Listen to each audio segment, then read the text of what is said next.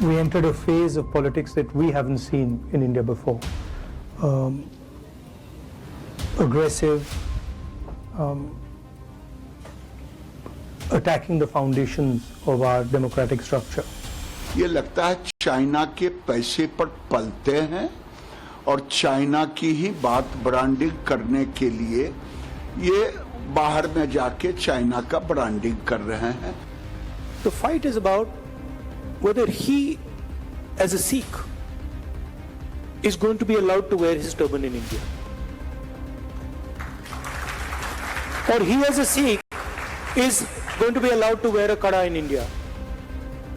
Or he, as a Sikh, is going to be able to go to a Gurdwara. That's what the fight is about. Think ये जो मोहम्मद अली जिन्ना वाली बात थी पुराने जमाने में जो किया था कि या तो मुझे चाहिए जो मैं चाहता हूं, ठीक है, नहीं तो मैं इसको नष्ट करके रहूंगा सब कुछ. ये तो उस किस्म की माइंडसेट है.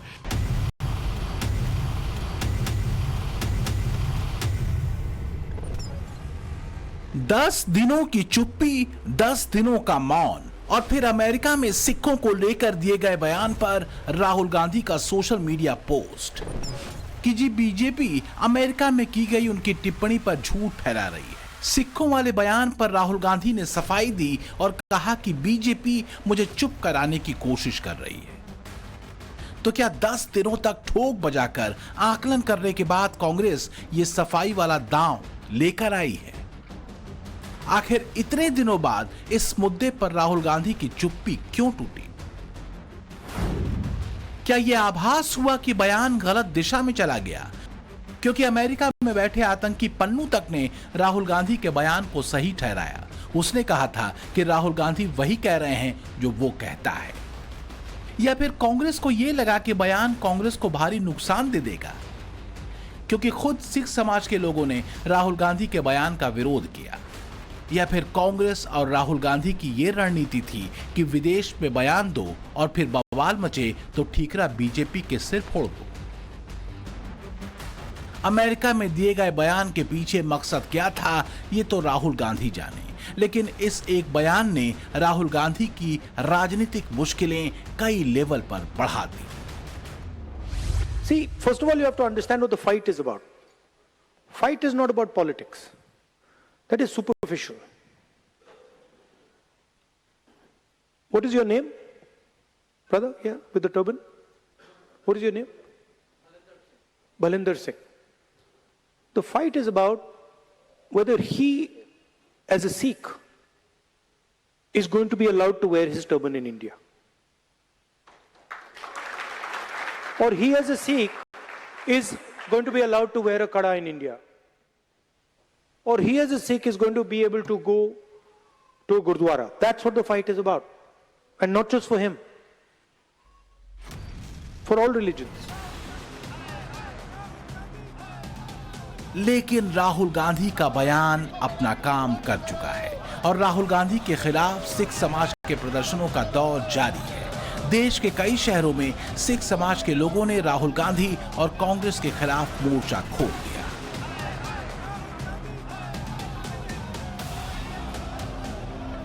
अब सवाल यह है कि क्या इसी नाराजगी ने राहुल गांधी को मजबूर कर दिया कि वो अपने बयान पर सफाई दें और सारा किया धरा बीजेपी के सिर डाल दें. रही बात बीजेपी की, तो उसने अब तक के सबसे गंभीर आरोप राहुल गांधी पर लगाए, ये कहते कि राहुल गांधी जिन्ना छाप राजनीति कर रहे हैं. जो मोहम्मद अली जिन्ना वाली बात थी पुराने जमाने में जो किया था कि या तो मुझे चाहिए जो मैं चाहता हूं, ठीक है, नहीं तो मैं इसको नष्ट करके रहूंगा सब कुछ. ये तो उस किस्म की माइंडसेट है. झूठ और भ्रम फैला रहे हैं. और इनको ये पता होना चाहिए कि हमारे जो कम्युनिटी है, सिखों की कम्युनिटी, हिंदुस्तान में तो कभी उन्होंने बात नहीं की. आप बड़े अच्छा फिर कहते हैं कि वो किसी का नाम लेते. अरे देखिए, आप जब सत्ता में थे, आप ये देखिए, ये जो मॉन्स्टर्स प्रोड्यूस किए, कौन सी सरकार ने प्रोड्यूस किए?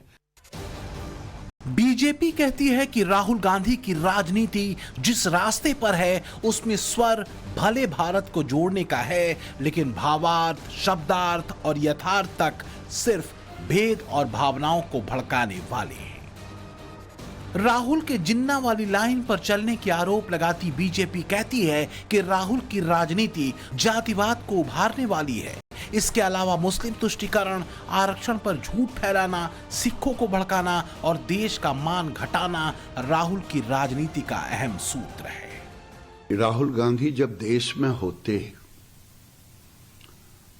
तो भी देश विरोधी ताकतों के साथ, चाहे वो उमर खालिद हो, अमेरिका में जाएं तो इल्हास उमर हो, राहुल गांधी देश को गाली भी देते हैं, प्रधानमंत्री को भी गाली देते, देश के लोकतंत्र को भी गाली देते। और मेरा मानना है कि अब समय आ गया है, इन पर कार्रवाई होनी चाहिए, इनकी सदस्यता समाप्त कर देनी चाहिए। नेता प्रतिपक्ष का पद एक जिम्मेदार पद होता है, राजनीति अपनी जगह, लेकिन अगर विदेश में ऐसे लोगों से मुलाकात की जाए जिनको जाना ही जाता है भारत के खिलाफ एजेंडा चलाने के लिए, तो फिर सवाल गंभीर हो सकते हैं।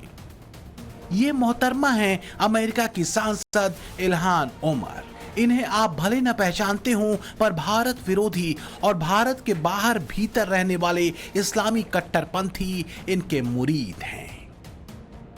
इल्हान उमर भारत विरोधी बयान देती हैं, पाकिस्तान दौरे पर पीओके भी गई थी, हिंदू फोबिया पर विवादित बयान दिया, अमेरिकी संसद में मोदी के भाषण का विरोध किया था, भारत में मुसलमानों के साथ व्यवहार ठीक नहीं है ये आरोप लगाए थे और इस्लामोफोबिया पर प्रोएक्टिव हैं। इसके अलावा इल्हान उमर पाकिस्तान की वकालत करती हैं। Modi and the PJP government, all of these mutual values have been threatened. And I think we have to understand the situation is in Kashmir as part of an overall Hindu nationalism project of the PJP. Why has the Biden administration been so reluctant to criticize Modi's government on human rights? America की ये महिला सांसद Ilhan Omar अप्रैल 2022 में पाकिस्तान गई थी। वहां पर पाकिस्तान के नेताओं से मिली और फिर पीओके पहुंच गई। इल्हान उमर ने पीओके जाकर यह भरोसा दिया था कि वो बाइडेन प्रशासन के सामने कश्मीर का मुद्दा उठाएंगी। भारत ने इसका कड़ा विरोध किया कि कैसे अमेरिका की एक सांसद पीओके में पाकिस्तान का इंटरनेशनल एजेंडा चलाने पहुंच गई। भारत के विरोध के बाद अमेरिकी सरकार को इस पर सफाई देनी पड़ी थी।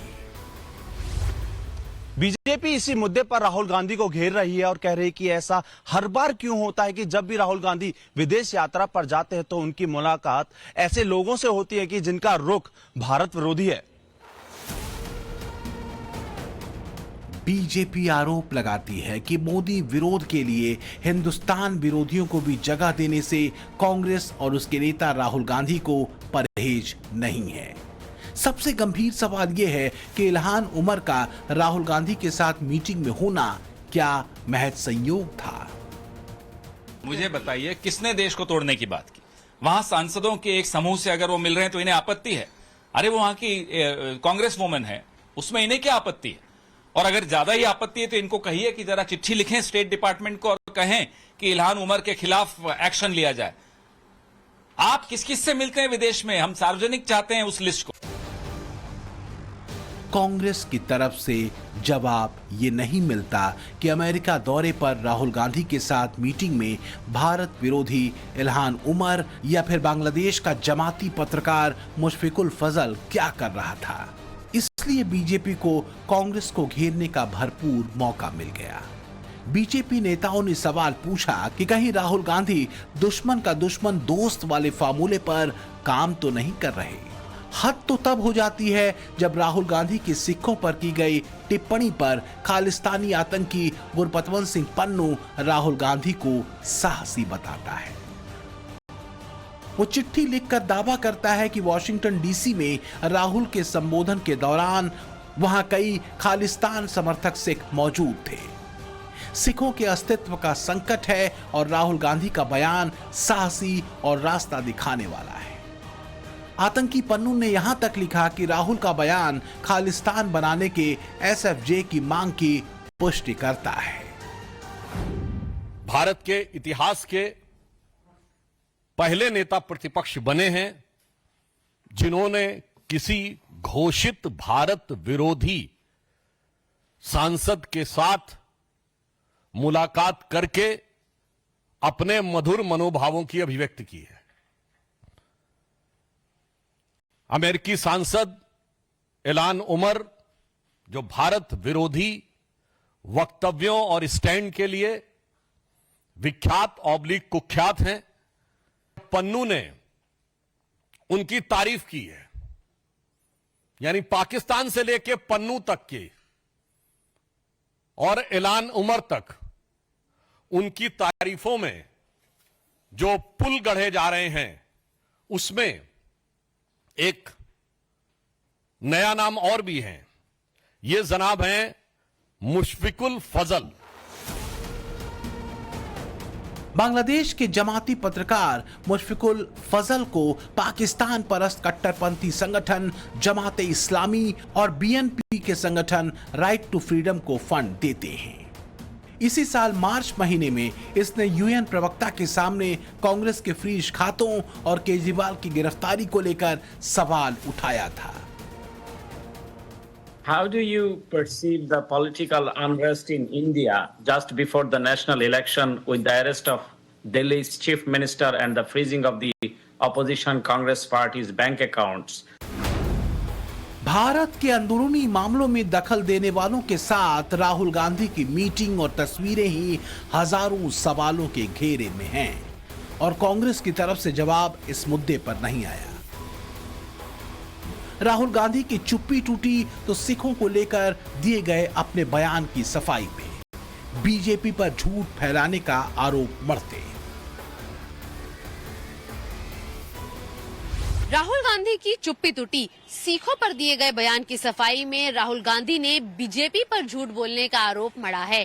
बीजेपी पर हमला करने के दरमियान राहुल गांधी ने आरोप लगाया कि बीजेपी को झूठ का सहारा लेना पड़ रहा है और वह राहुल गांधी को चुप कराना चाहती है क्योंकि बीजेपी सच्चाई बर्दाश्त नहीं कर पा रही।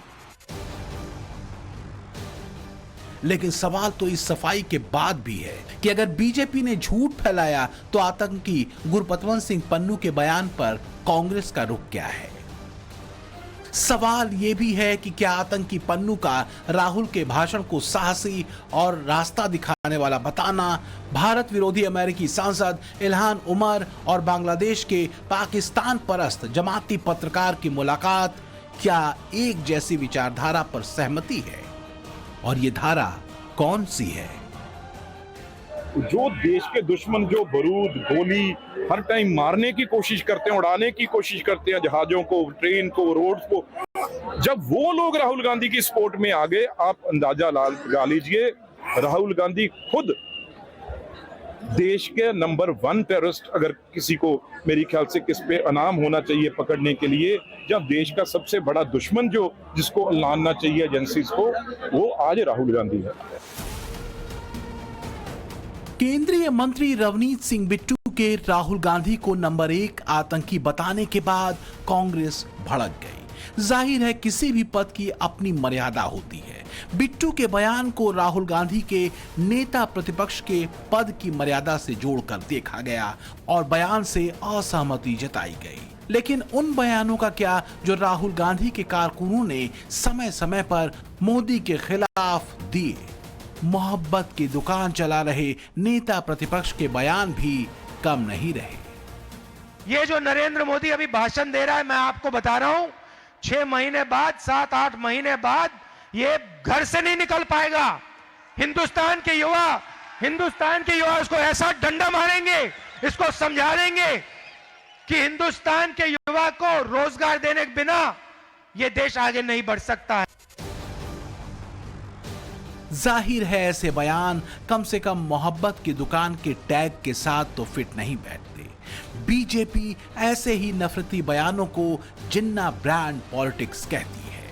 भारत के इतिहास में जिन्ना भले कोई शख्स हो, लेकिन भारत की जन भावना में जिन्ना एक रूपक है, एक मेटाफर है मजहबी अंधेपन और नफरत का, हिंसा और शातिर पने का, जिसका मकसद एक रहा किसी भी तरह मजहबी नफरत के आधार पर पाकिस्तान बनाना और उसका सुप्रीमो बनना। इसके लिए लाखों लोगों की कुर्बानियां हुई तो हुई। जिन्ना वाले जहर के साथ पाकिस्तान आज भी खालिस्तानी ग्रुप्स, इस्लामिक कट्टरपंथ, इस्लामिक आतंकवाद और अलगावादियों को सपोर्ट करता है। इल्हान उमर हो या बांग्लादेश का जमाती पत्रकार मुशफिकुल, इन जैसों को ऑक्सीजन भी मजहबी कट्टरपंथ के चूल्हे से ही मिलती है। क्या ये बात कांग्रेस नहीं समझती, या फिर मुद्दा ये इनके इन प्रकारेण सिर्फ सत्ता हासिल करने का है, चाहे किसी हद तक जाना पड़े। ब्यूरो रिपोर्ट, टाइम्स नाउ, नव भारत।